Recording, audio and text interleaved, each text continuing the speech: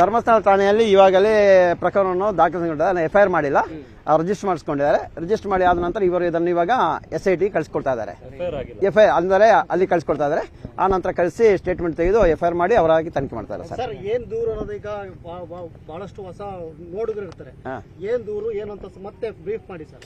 Sir ನಿನ್ನೆಯಿಂದ ನಾನು ಹೇಳ್ತಾ ಇದ್ದೆ, ದೂರ ಅಂದರೆ ಅಧಿಕಾರಿ ವಿರುದ್ಧ ಪೊಲೀಸ್ ಅಧಿಕಾರಿ ಒಂದು ಹೆಣ್ಣು ಮಗಳನ್ನು ನಾಯಿ ತರ ಎಳೆದು ಗುಂಡಿ ಹಾಕಿ ಮುಚ್ಚಿರೋದು ಈ ಧರ್ಮಸ್ಥಳ ಗ್ರಾಮದಲ್ಲಿ. ಅದನ್ನು ನಾನು ಹೇಳ್ತಾ ಇರೋದು, ಅದು ಅವರ ವಿರುದ್ಧ ಕ್ರಮ ಹೇಳಬೇಕು.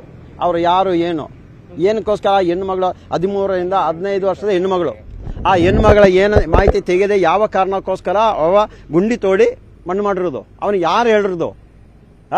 ಅವನ ಮನೆಯಲ್ಲಿ ಹೆಣ್ಣು ಮಕ್ಕಳು ಯಾರು ಇಲ್ವಾ? ಹೆಣ್ಣು ಮಕ್ಕಳಿಗೆ ಗೌರವ ಕೊಡೋದು ಇದೇನಾ? ಇದು ಗೊತ್ತಾಗಬೇಕು. ಇದು ನಮ್ಮ ಉದ್ದೇಶ. ನಾವು ಯಾವ ದೇವಸ್ಥಾನ ವಿರುದ್ಧ ಅಲ್ಲ, ನಾವು ಯಾವ್ದು ವ್ಯಕ್ತಿ ವಿರುದ್ಧ ಅಲ್ಲ. ಫಸ್ಟ್ ಯಾವ್ದು ಅರ್ಥ ಮಾಡ್ಕೊಂಡಿರ್ಬೇಕು ಇವರು. ಪೊಲೀಸರಿಗೆ ಏನು ಹೇಳಿದ್ರು? ಯಾವ ಸೆಕ್ಷನ್ ಬರ್ತದೆ? ಇಲ್ಲ, ಸೆಕ್ಷನ್ ಅಲ್ಲಿ ಹಾಕಿಲ್ಲ. ಅದಕ್ಕೆ ಇವಾಗ ಪ್ರಕರಣ ದಾಖಲಿಸಿಕೊಂಡಿದ್ದಾರೆ. ದಾಖಲಿಸಿ ಅವರು ಇವಾಗ SIT ಅವರಿಗೆ ಕೊಡ್ತಾ ಇದ್ದಾರೆ. ಸರ್ ಹೇಳಿ ಸರ್.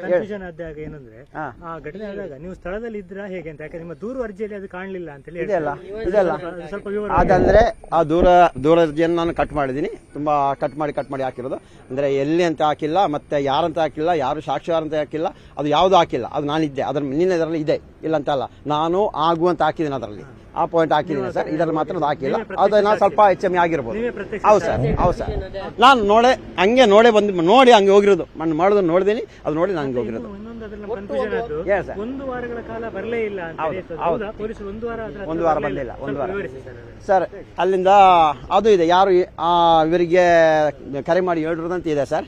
ಅದರ ನಂತರ ಅವ್ರು 1 ವಾರ ನಂತರ ಬಂದಿರೋದು ಪೊಲೀಸ್. ಅದು ತಪ್ಪು ಮಾಡಿದ್ರು. ಒಂದನೇದಾಗಿ ಕರ್ತವ್ಯ ಯಾವ ರೀತಿಯಲ್ಲಿ ಮಾಡಿದಾರೆ ಅಂತ ಹೇಳಿದ್ರೆ, ಕರೆ ಮಾಡಿದರೆ ಅವತ್ತು ಆವಲೇ ಬರಬೇಕಿತ್ತು. ಬಂದು ಬಾಡಿಯನ್ನು ನೋಡಿ, ಓಕೆ ಅದು ಅರಣ್ಯಲ್ಲಿ ಇತ್ತು, ಅರಣ್ಯ ಅಧಿಕಾರಿಗೆ ತಿಳಿಸಬೇಕಿತ್ತು.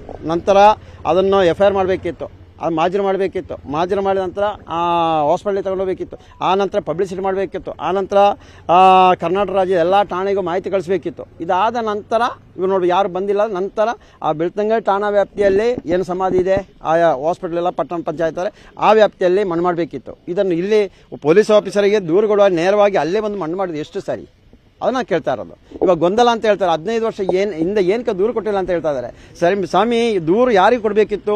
ಅವರೇ ಬಂದು ಮಣ್ಣು ಮಾಡ್ತಾ ಇದ್ದಾರೆ. ನಾನು ಯಾರಿಗೂ ದೂರು ಕೊಡಲ್ಲ. ಹೇಳಿ ಸರ್. ಏನು ಅದು ಒಬ್ಬ ಮಹಿಳೆಯ ದೇಹ ಅಂತ ಪೊಲೀಸರು ಹೇಳಿದ್ರು ಅಂತ ಹೇಳಿ. ಆದ್ರೆ ನೀವ್ ಹೇಳ್ತಿರೋದು ಬಾಲಕಿ ಮಹಿಳೆ ಅಲ್ಲ. 13ರಿಂದ 15 ಬಾಲಕಿಯ ಮೃತದೇಹ.